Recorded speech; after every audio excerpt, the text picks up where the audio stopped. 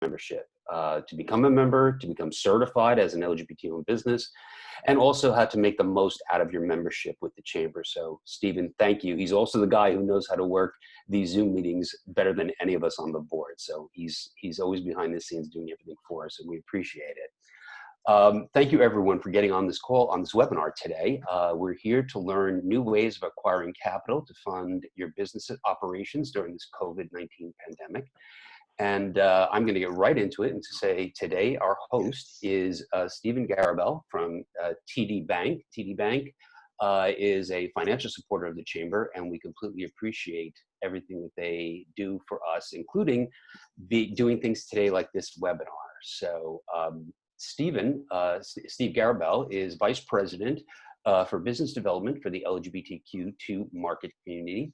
And as a business development officer, Steve cultivates relationships in the community to uncover ways to improve a client's financial position through TD Bank's small business, commercial, wealth, and retail networks. Steve also serves as a financial literacy advocate and facilitates classes in all aspects of financial well-being. He is a longtime supporter of the Chamber himself by being a member and coming to events, and also by bringing TD Bank to the Chamber as a financial sponsor, which we greatly appreciate. And with that, I'd like to say thank you, Stephen, and all the panelists, and I will hand it over to you to introduce everyone and get this webinar going.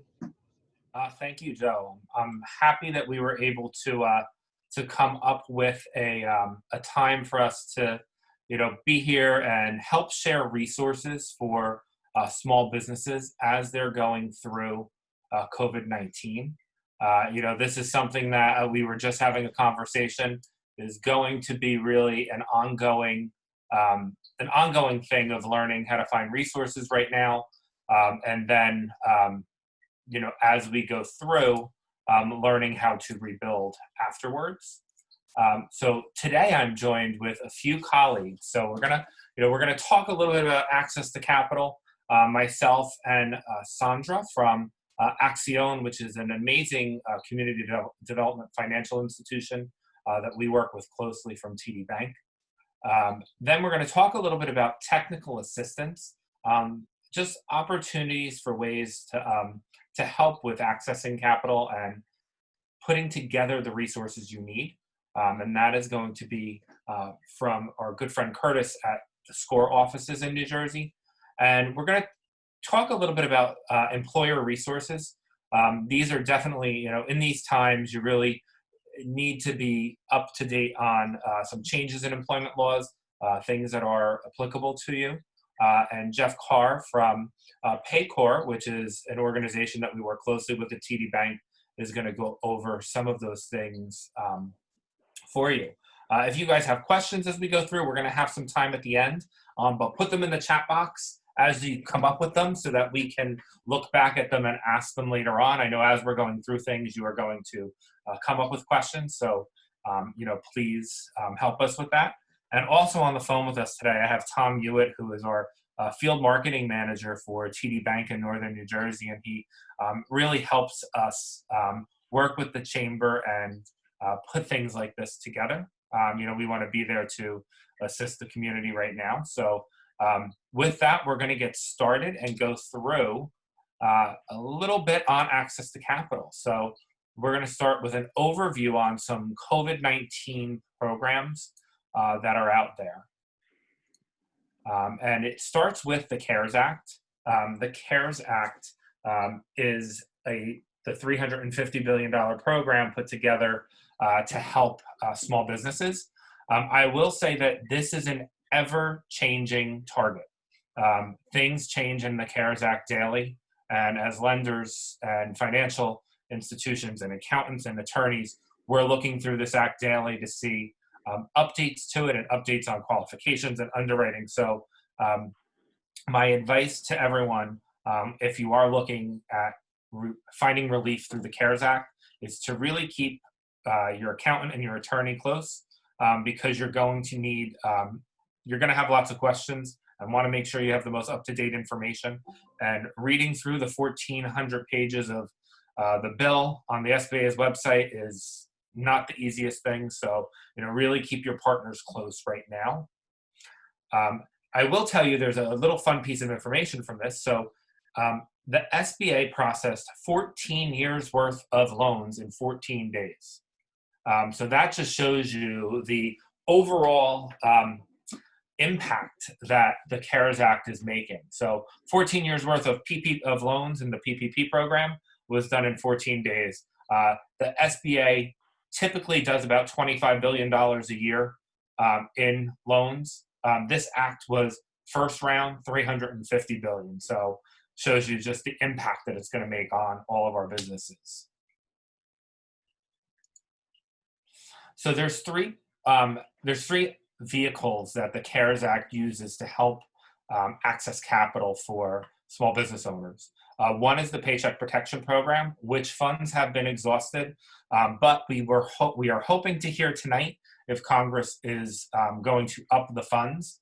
My advice to you would be, if you have not applied for one, talk with your financial institution, get yourself prepared and ready to apply. Because once the money's there, I know that we're going to see another influx of people applying. The second vehicle is an economic injury disaster loan, and that is a loan that is administered straight from the Small Business Administration. That is something that you can apply for on SBA.gov. And the third is an SBA debt relief program that the SBA has for existing 7A 504 and microloan borrowers, and some incentives for people that are going to take out microloans 7A and 504 loans. So this is the biggest one that I feel that people have been asking a lot about, is the Paycheck Protection Program. And these are 100% federally guaranteed loans. So what this is it's not credit driven, it's not debt service driven. The bank isn't underwriting this based on your personal credit history. This is a 100% backed loan that the bank is not using any of your credit history or ability to repay to underwrite. The most important piece is that these loans have the opportunity to be forgiven. And I say opportunity because the onus is going to be on the borrower to provide the correct documentation to obtain forgiveness on the principal balance. The Paycheck Protection Program is available to small businesses with 500 or less employees. The really cool part about this is that 501c3 organizations are eligible to apply for a paycheck protection loan. Sole proprietorships are eligible to apply. Individual contractors are eligible to apply. So this really encompassed a lot of different business types. And as of the last day, partnerships were able to apply also.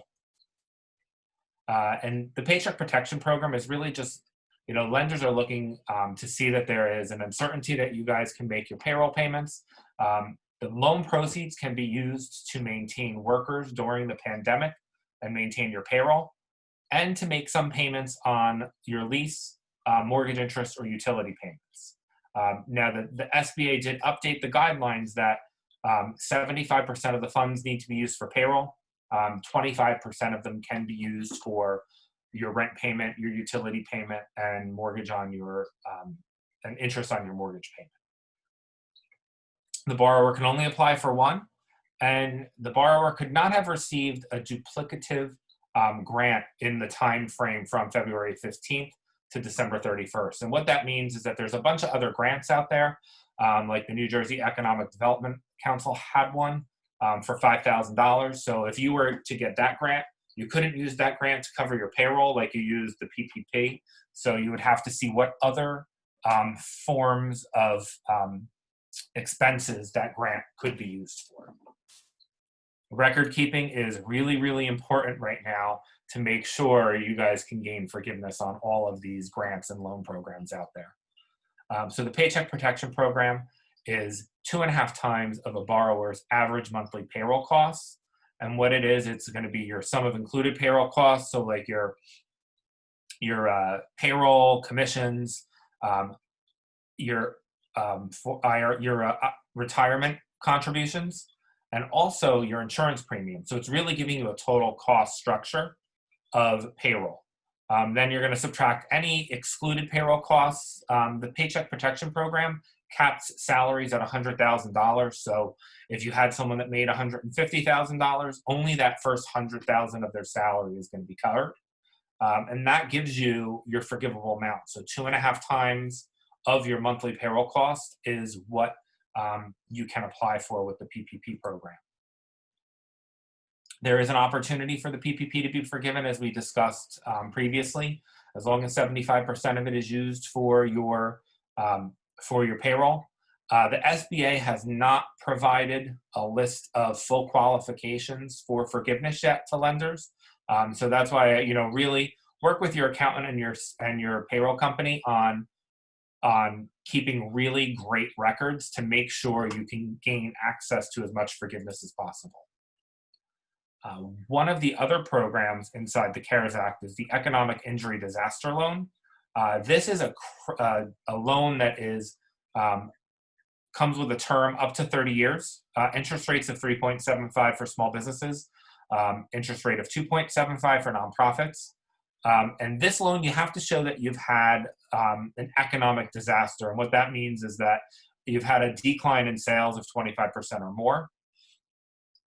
These are loans that go up to $2 million. They have long-term repayment terms, but this loan does need collateral for anything over $25,000, does need to be debt service, so you do need to show the ability to repay, and you also have to have fit into the SBA's credit criteria for this.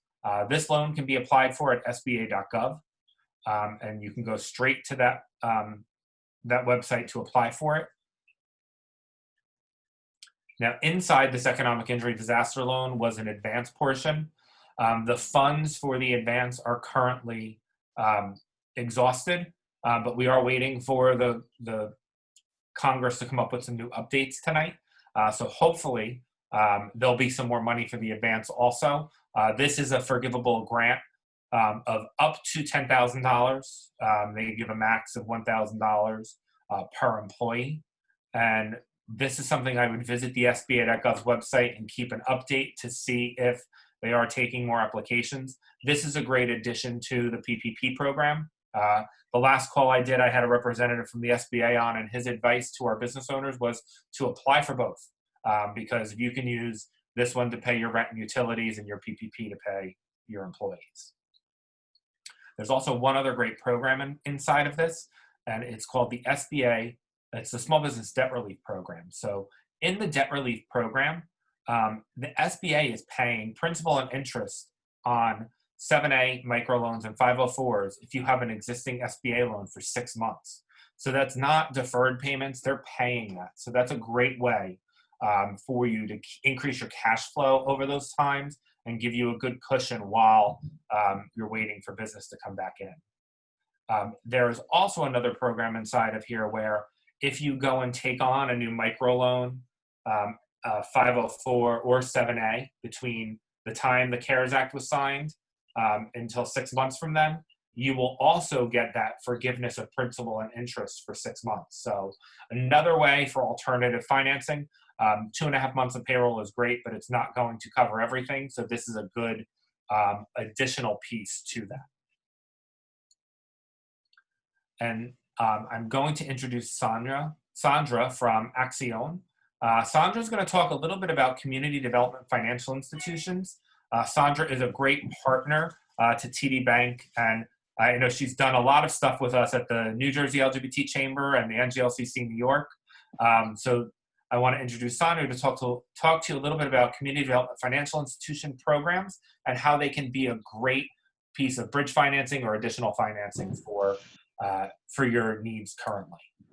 Thank you, Stephen. Hello, everyone. I hope that you are continuing to stay safe and healthy.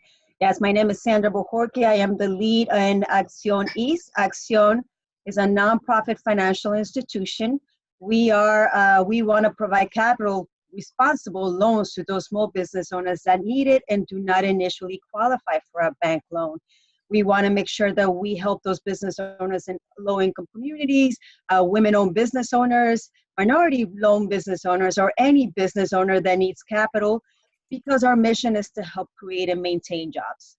We also want to make sure that we get our business owners on the road to being bankable. So whatever the issue is, if it was credit, we want to help them build credit through our small business loans and our micro loans, which is anywhere from $500 to $50,000.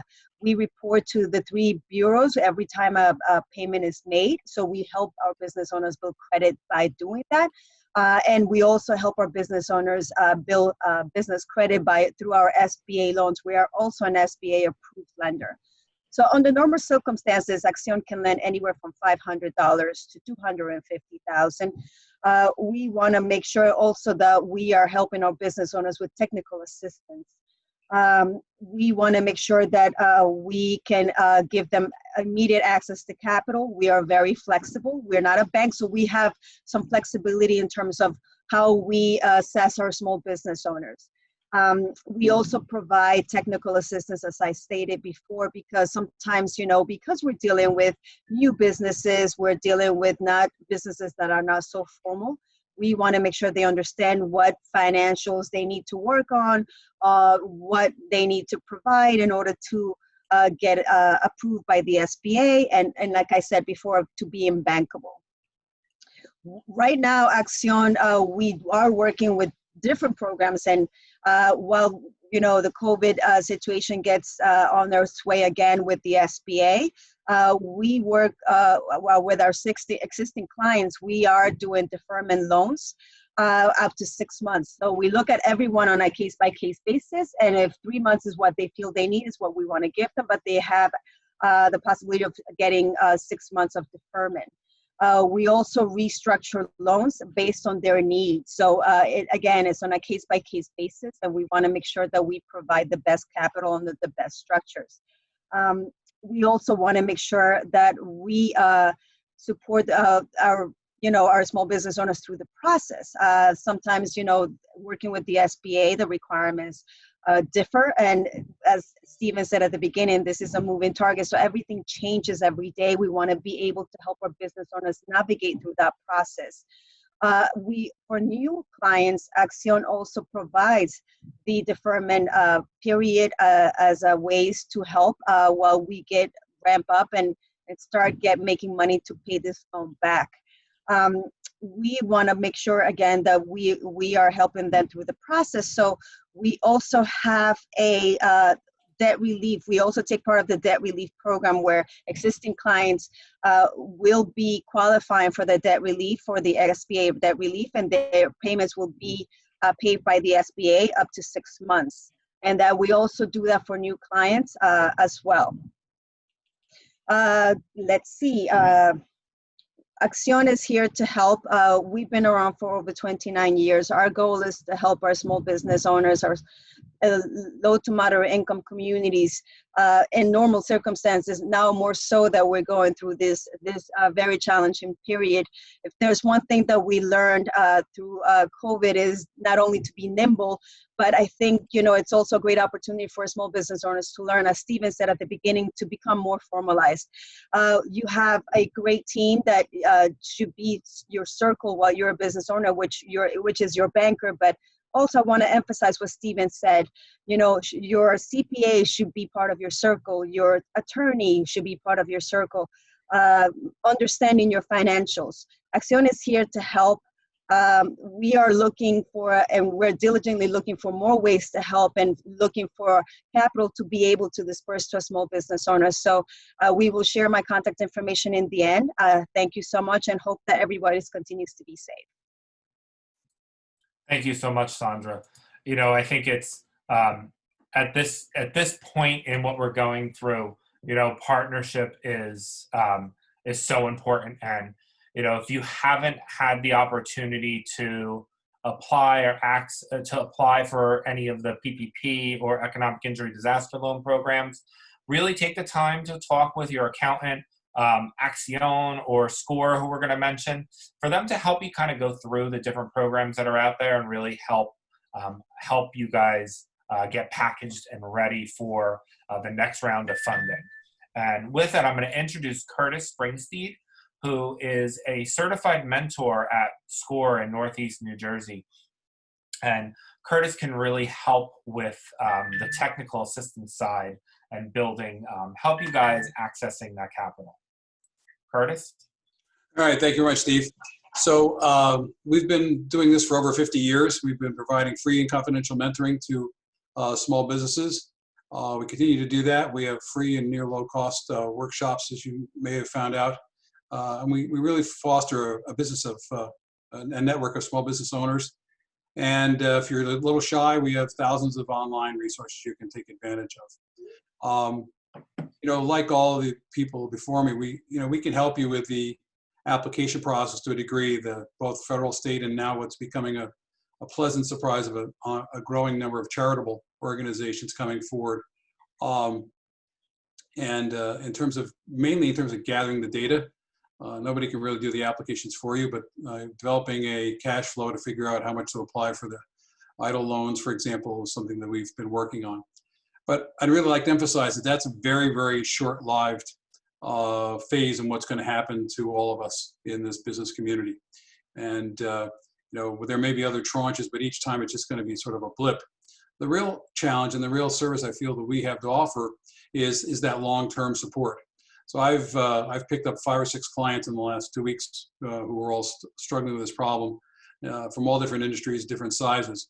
And so the first thing is, how do you maximize the funds that you get? What's the right way to spend them? What's the most appropriate way to use them? You know, the PPL has some strings attached, but the EIDL loan does not. Whether or not it makes sense for you to take on this sort of a burden. I'm working with one client who sort of looks at it like taking on college debt, you know, for a college education, but feeling that she and her partners don't have enough time to get the payback. You know, they're not. She doesn't see their company as the 20-year-olds about to graduate with a lifetime career of earnings, so they're going to look at whether or not that makes sense to them. You need to think about rethinking your business, both on a short term and a long term. You know, we've all heard the stories of the restaurants becoming grocers because they have an oversupply of food that they just can't seem to sell in any other fashion. And here we are finding the shelves a little barren at the grocery store. So I've heard of, I was approached through email from a person who's a virtual secretary, virtual assistant, and she was offering her services given this time that many people find themselves overworked. And so it's all about thinking about what has happened to my business, where are my customers gone, what do my customers look like now, what I thought were their key priorities, urgencies, needs, wants have likely shifted. Do I have capabilities within my organization to do other work than I had normally done? We've heard the stories of the firms that are redirecting their tools to make PPE for the healthcare industry. You know, I'm a car racing fan, and there's a company that normally makes carbon fiber race car chassis, and they're out producing face shields and so on. So this is where I think SCORE has the real value. We have just locally in my chapter in Bergen Passaic, but we have 7 chapters across the state of New Jersey and 300 across the country with over 10,000 volunteers. I doubt that there's an industry or a business that we can't find someone who's been at it and maybe been at it for quite a long while to help you understand what some of your options might be, or more importantly, as you come up with an idea that's somewhat of a bridge from where you've been, to help you understand what it might be like to move into a new space. You know, if nothing else, you might have to just change the way you think about how you deliver your business for a while, as people are reticent to come out and meet face to face. We'll talk about contingency planning. We were chatting a little before we got online. You know, I'm old enough to have lived through most recently Y2K, Sandy, and now this. And my experience is that this is a good time to talk about contingency planning, and hopefully good people will do that before the memory fades. It's hard to think at this point that the memory will ever fade, but trust me, it will. And people will, and new people will come along and start new businesses and not consider the contingency aspect. So again, reach out to us. We're free at service. We can provide another set of ears and if nothing else, a shoulder to cry on, perhaps. We have no motives. We don't make any money. None of us can benefit. We don't represent any businesses. We really only do this. We only volunteer because we genuinely get excited by helping you succeed. And while 3 months ago, typically my client mix was 70% people looking to start a business and 30 to 40% already in business, my mix has already shifted the other way. And I want to apply my nearly 40 years of helping businesses restructure, become more organized, be more efficient, to helping the people out there now. And like I said, I have about 50 colleagues just locally who want to do that as well. So reach out and at least say hello and see if there's something we can't do for you. Thank you, Curtis. And I can't say enough how important it is to have that neutral party there to help you. And an organization like SCORE is great for that, just with their connections through the community of different business owners, different resources. I think it's now more than ever. I was told the other day that COVID-19 has given us all a black belt in pivoting.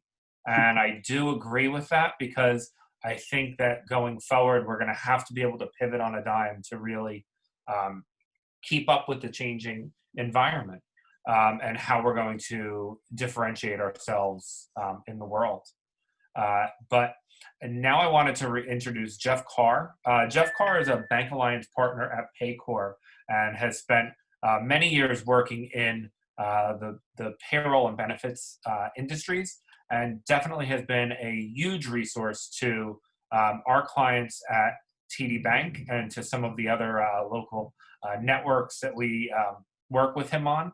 So I wanted to turn it over to Jeff so he can tell you a little bit about some employer resources.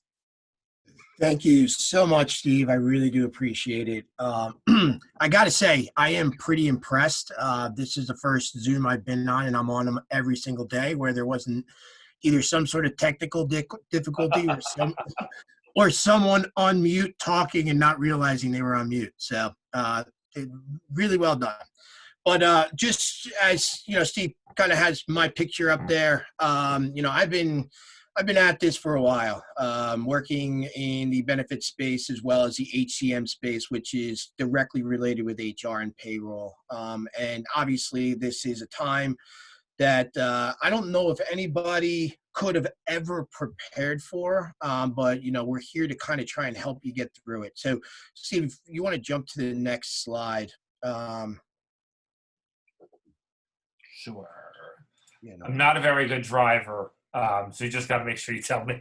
Yeah, no problem. So I want to just start it off just to give you an idea, and many of you on here, work with payroll providers or have companies that you've worked with before in the past. There's been a lot of support thrown from the back end, not just from Paycor's perspective, but from a lot of providers out there that are throwing support to kind of help, because a lot of these loans and a lot of these acts are actually driven through the employees, driven through the HR, driven through the payroll side of it. So, just to give you kind of some insight into something that Paycor has been doing is, we're offering some payroll promotion. We've actually just extended this through the end of the year. So basically, if anybody decides that they need a change and they want to come over to Paycor, we are actually providing free payroll to them for the remainder of 2020. So you can jump to the next one. I just wanted to kind of give some insight into some of the things some of these payroll companies are doing right now.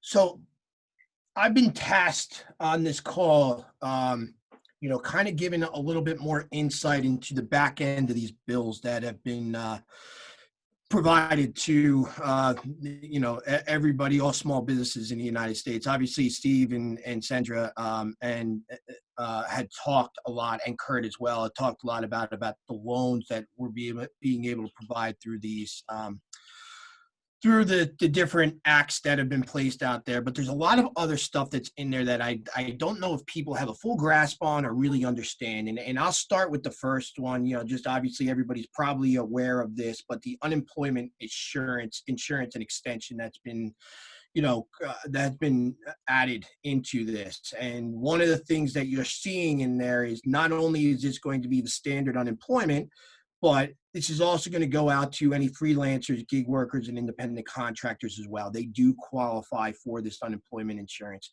In addition to that, there's an additional $600 in a weekly $600 federal pandemic unemployment compensation as well. So as you can see on the screen, this is retroactive back to March 29th. The benefits should arrive if you have employees or colleagues that have applied for the unemployment. This benefit should arrive starting somewhere around April 14th. And in some cases, there've been so many filers that it's extending a little bit more than that. Up April, I still see a lot of people who have not received that, but just know that there's nothing extra that you have to do in regards to that for employees. All right, you can move on to the next screen. This is sort of the big back end. Before the CARES Act, there was an act that didn't get as much attention, but it was actually signed into law in the middle of March, and it was called the Families First Coronavirus Response Act. In doing this was really just an extension on FMLA, as well as the emergency paid sick leave. This was focused on under 500 employee companies. There is and I just want to make sure that I kind of preface this correctly. There is a stipulation in there in regards to companies that are under 50 employees that basically says exempt small businesses with fewer than 50 employees from the requirements of the FLEA when the imposition of such requirements would jeopardize the viability of the business as ongoing concern. So there is some outs for organizations that are under 50 employees, but basically what this is stating is that there is going to be an extension of benefits. Typically, FMLA is an unpaid benefit to people up to 12 weeks, but it's a protected benefit for employees. This will now be a paid benefit. It will be roughly 2/3 of an employee's compensation if they're a full-time employee. First 2 weeks on the FMLA side will be unpaid, and then the next 10 weeks going forward, there will be a pay. With the Emergency Sick Leave Act, that's a totally different story. This will be a guaranteed sick leave of up to 80 hours, and this is 100% compensation to employees unless they are utilizing the sick leave to take care of a family member or a child. In that case, it will go to two-thirds compensation. So this is just interesting information just to make sure, obviously, I'm sure a lot of you already recognize this and are familiar with this. The big key here is, and I think this is an understated, and this is the reason why, we have been involved in a lot of calls. The most important thing is tracking this information. You're going to have up through the end of the year when you are going to get the reimbursement from the federal government. This information needs to be tracked to a T. For the most part, and I'll use us as an example, we entered these codes into the system so that all of our clients have the ability to track it very easily. But this is information that you do need to have in order to get the benefits returned from the federal government. So move on, if you want to move on, Steve, to the next slide. This will just give you some ideas. Most of you probably already know this, right? But this is for under 500 employees. There's approximately $104 billion that have been set aside for the Family First Coronavirus Response Act. There's 5 different cases where you can qualify for the Emergency Paid Sick Leave as well as the Emergency Family Medical Leave Act. The first one is in regards to the employee is subject to an isolation or local quarantine related to COVID-19, and they cannot work from home. The second one is the employee has been advised by a healthcare provider to quarantine himself. The employee is experiencing symptoms. So those are the first 3. Everything in regards to that, no matter which way you look at it, it's going to be 100% on the sick leave side, compensation. For number 4 and 5, this is in regards to taking care of an individual who has been affected or caring for a son or daughter because their schools are no longer open. In this case, if you're taking paid sick leave during this time, you will get 2/3, the employee will get 2/3 benefit.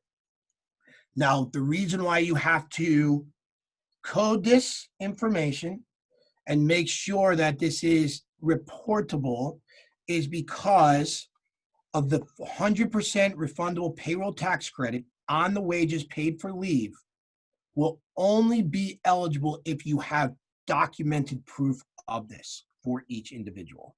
So it's really, really, really important. Speak with your payroll provider if you have one.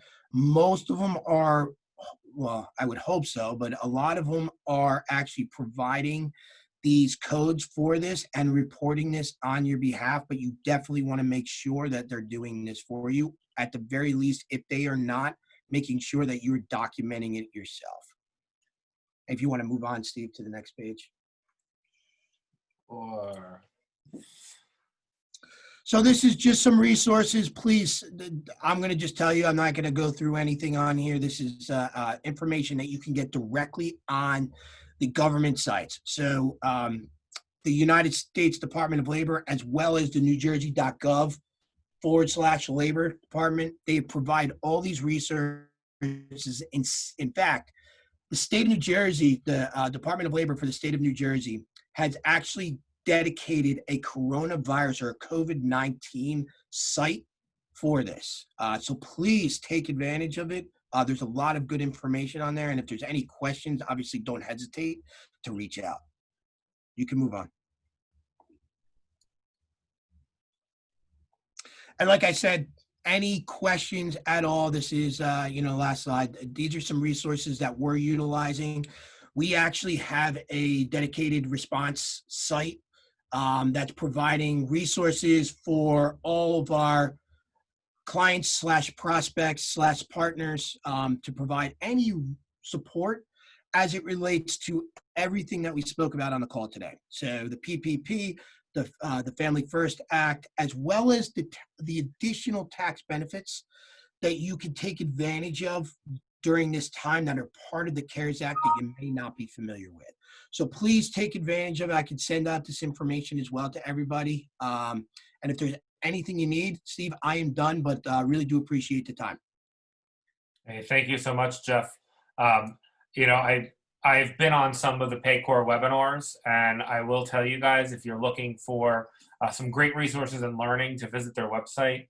They really do a great job at bringing information in an ever-changing market about resources out to the public. So definitely take a look at that.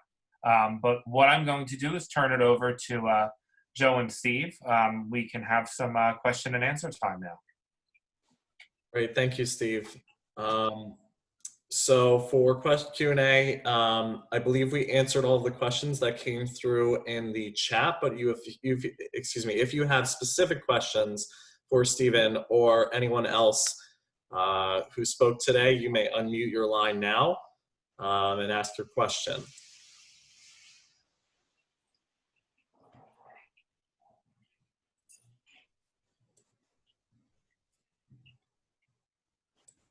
Hello? Hey, Susan, how are you? Hey, how are you? Good. Good, good. So I have a question. I'm sort of like in a weird situation. I opened up a very, very small business in August 2019. And I actually closed on the 16th, I guess, around there, due to no business. And I'm not really, what I'm looking for is some kind of help financially. I'm not looking to profit, but something, and I'm an LLC, something that, some help that I can get, like just for, my rent and my bills. I don't really have any need to pay employees, as it's a really small business, and I had a couple of, part-timers, but it was minimal. And I'm just wondering, I applied for the EIDL. I think that would probably be a better option for me. The PPP doesn't make sense. As well as somebody like myself, who, you know, is basically a sole proprietor that owns a physical, business, eligible for unemployment. I've applied for that as well, and I've got adjudicated twice. So I'm just wondering if there's any feedback there. I'm just looking for some help because I've gotten none, zero. Now I know with the EIDL is a great loan product, and there's the advance on it. I do know it's taking a long time though, so that is the challenge with EIDLs. Okay. They are taking a long time. I would say you can call and get a status on it. It's probably not. One of my customers told me the other day there were 748 people on the phone ahead of them. So I know that it's a little frustrating, but it might be worth the phone call. That's definitely a great program. And just really keep your eyes open. I would say there's some great websites to follow and some email blasts to sign up for. The New Jersey EDA is a great organization, and they send out very informative emails that have change up programs that are coming on. They had a grant program that exhausted funds quickly, but the New Jersey EDA also just announced a program with 6 community development financial institutions.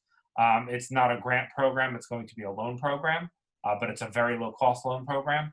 And it's a $20 to $30 million program, so it seems like there's going to be some funding there. So I would check out their website. And also check out the New Jersey BIA. They send out some good emails too about programs also. What was that one, Steve? New Jersey what? BIA.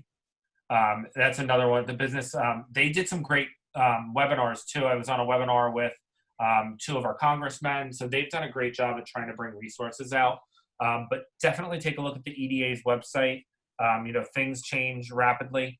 I mean, just yesterday, the U.S. Chamber of Commerce had a $5,000 grant program that went up, and I think in 5 minutes the site was down because it got too much traffic. Yeah. And it exhausted funds quickly. But Sandra, do you have any advice for her? I actually do. I'm about to put it in the chat for everyone. We actually have notification that there's a grant from Global Giving for all female entrepreneurs. So I will be sending that, and it starts tomorrow. And I think it's grants up to $5,000. And this is from the Spanx company. I will be putting that in the chat right now, where you can apply and how you can begin that process. It starts tomorrow. So yeah, I would take advantage of that. It's $5,000 grant. Very cool. Okay. And Verizon had a program also with a community development financial institution called LIST. And that was another $5,000 grant program.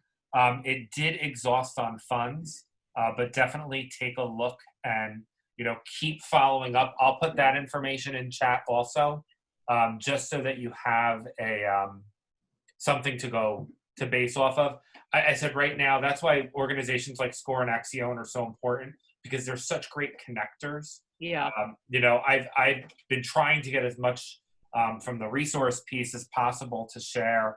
But right now, it's patience and finding all these great partners out there, I think will be the best thing. But Sandra, thanks for that Spanx grant information. That's a great one. Of course. That's great. Does anybody know about the unemployment? Like, are there any small businesses out there that that have received it? If you're sort of like, quote unquote, a sole proprietor with an LLC. Jeff, do you have any info on that? Just as I said that, I haven't seen any technical difficulties. I just had one. So, so we have, the problem is I can't give any, I just don't have much information that's revolved around that. We actually seen, several sole proprietors, ones that are LLCs, especially on the consulting side, that have actually gotten the unemployment. So I guess my question to you said it's been adjudicated twice. Did they give you, was there any reasonings behind it? They just said that there's not enough information, and so I supplied them with whatever information they needed, and I guess they'll get back to me. you know, I would just like to talk to somebody and tell them my situation, because it's sort of like hard to explain. But well, I guess we'll just see. I've been told different things, but I applied for it just to see if I could get, you know, a little help temporarily until I open. Yeah, it's a tough one because of how much, from an application standpoint, they've been bogged down, and you know they cannot work business as usual right now, just due to the fact that they're all basically working from home. Yeah, understood. And it's slim staff, right? I mean, just to give you some numbers, right? Obviously, you know, I think there was one day last week where we were up to roughly around 22 million filed for benefits, right? Yep. So it is a big number. You know, I hate to say this to anybody, but, you know, I think patience, honestly, is going to be what's going to help here. At the end of the day, you shouldn't have any issues based on what I know, your description of what you're dealing with right now and the business that you have. You shouldn't have any issue, but without me knowing a little bit more detail or kind of getting any more insight, you know, I couldn't tell you for sure. Yeah, I mean, I'm willing to be patient. That's fine. And, you know, it's not like I'm stressed that I can't pay my bills, but the fact of the matter is that, you know, everybody else is getting help. Why shouldn't I? So, you know, I mean, I'm out of business right now due to lack of clients. So, but I appreciate all the feedback, and thank you for the information. I'll follow up on what Sandra and Stephen sent me. Please log in today and have them, because they'll give you a notification once it's open. So please log in today. Sure. Thank you. Has there been any updates on the change of the business interruption aspect of our liability insurance?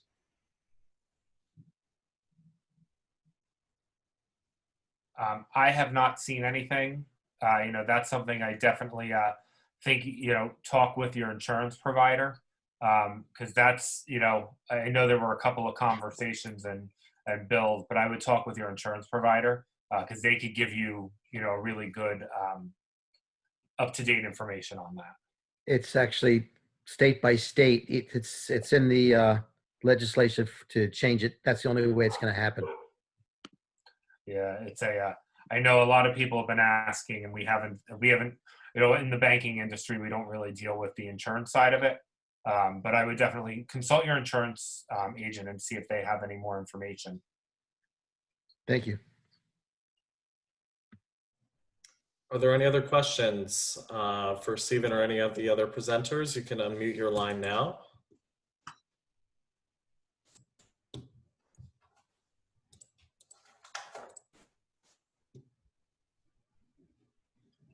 Thank you.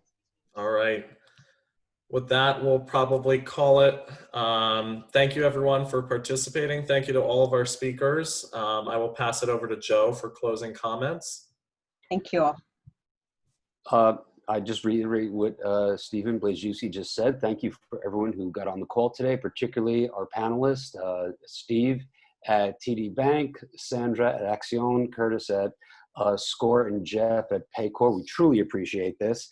And we hope we can, you know, in a few weeks, maybe do a follow-up to this. As you had mentioned, Steve, I think it'd be a good idea to see where we are, who knows, in a month, 6 weeks, whatever. I think it's great. And Stephen Bojourque, thank you. You always manage these webinars great for us. So we appreciate it. All right. Thank you, everyone. Be well and talk soon. Thank you. Bye-bye.